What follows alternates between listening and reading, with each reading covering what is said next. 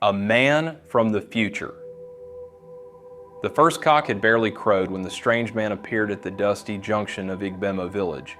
Morning mist still hugged the red earth, and women were just beginning to sweep their compounds. The air smelled of wood smoke and fresh dew. That was when Mama Sadia, on her way to fetch water, froze. "Jesu, who is that?" she whispered. The man stood still, tall and quiet, wearing clothes nobody had ever seen before. His jacket shone faintly like metal, and his boots looked too clean for village soil.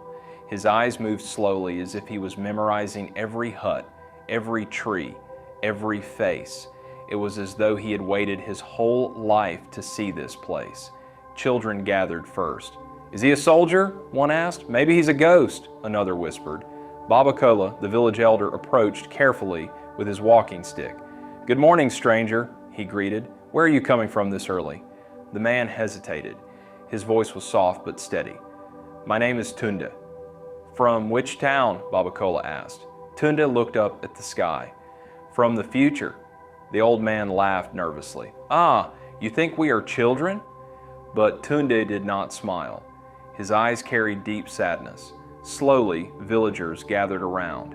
Some crossed themselves, others murmured prayers. "Please," Tunde said gently, "I am not here to harm anyone." Nobody knew it yet, but that morning marked the beginning of a story that would be told for generations. Baba Kola led Tunde to his compound and offered him water in a calabash. The villagers followed, whispering. Tunde drank slowly, as if tasting the past itself. Suddenly, a loud cry came from the other side of the compound. My well has fallen," shouted Mama Zainab. Her well had collapsed during the night. That well was her family's only water source. She sat on the ground, crying helplessly. "Ah, this is serious," Baba Kola said. Tunde stood up quickly. "Take me there." People followed him. He knelt beside the broken well and examined it. Then he reached inside his jacket and pulled out a small, glowing device. "Ah, what is that?" people screamed. Before anyone could stop him, Tunde pointed it at the well. A soft humming sound filled the air. The stones began to move by themselves. Cracks closed. The well rebuilt itself like magic. Everyone ran back. "Spirit! Spirit!" some shouted. When the light stopped, the well stood firm and stronger than before. Tunde pulled up a bucket of clear water and handed it to Mama Zainab. She trembled. "You saved my life." Baba Kola fell to his knees. "Are you a god?" Tunde shook his head. "No, just a man who learned many things." Fear slowly turned to wonder. From that moment, people started to believe this man was truly not ordinary. That evening, elders gathered under the big Iroko tree. Oil lamps flickered. Drums were silent. This was serious business. Chief Adebayo spoke. "Stranger, tell us the truth. Why are you here?" Tunde took a deep breath. "In my time, this village no longer exists." Gas filled the air. It was destroyed by floods. Water covered everything. Many died. I studied history. I built a machine to come back and change it. "What is flood?" one elder asked. "When rain becomes too much," Tunde explained, "and water swallows houses."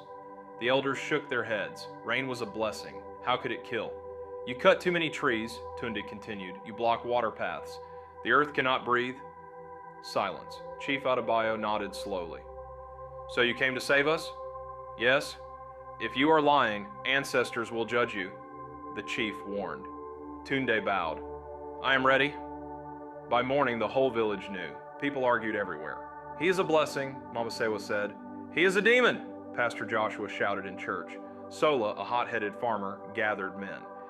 "This stranger wants to change our way of life," Tunde tried to explain. "I only want to help." Sola pushed him. "Go back." Tunde showed them images from the future. Flooded land, crying children. People wept. "This will happen if we do nothing," Tunde said. Even Sola fell silent. Tunde started teaching. He showed farmers how to plant trees near rivers. "Trees drink water," he explained. "They protect land."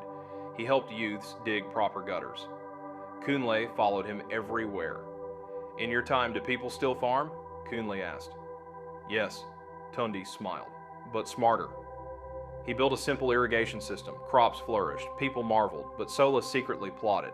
One night, heavy rain fell. Rivers rose, but gutters worked. Villagers rejoiced. Suddenly, a scream came. A child is trapped. Sola had destroyed a gutter. Water rushed into a hut. Without thinking, Tunda ran into the storm. Using his device, he strengthened the hut and pulled the child out. Everyone cheered. Sola collapsed, ashamed. Next morning, Sola knelt before Tundi. "I was blind," he cried. Tundi lifted him. "We all fear change." From that day, Sola became his supporter. Kunle asked, "Will we meet again?" "No," Tunda said. "I was never born here." "Then how do you know us?" "I studied your stories." Kunle smiled proudly. "So we are important." "Yes," Tunde laughed. "Tunda met Aisha, the village teacher. You belong elsewhere," she said. "Yes." Her eyes filled with tears. "Then stay in the moment." They shared laughter and silence. Tuna showed elders his machine hidden in forest. "It brought me here." People gasped. Another rain came. Village stood strong, no flooding. Tuna smiled. "You have changed fate." Drums beat. People danced. Tunde laughed like a child. "This is happiness," he whispered. Aisha gave him a bracelet. "So you remember." He hugged her. "Protect your land," Tunde said. They cried. At dawn, he entered the machine. Light flashed. He vanished. Silence. Kunle asked, "Was he real?" Babakola smiled. "Look around."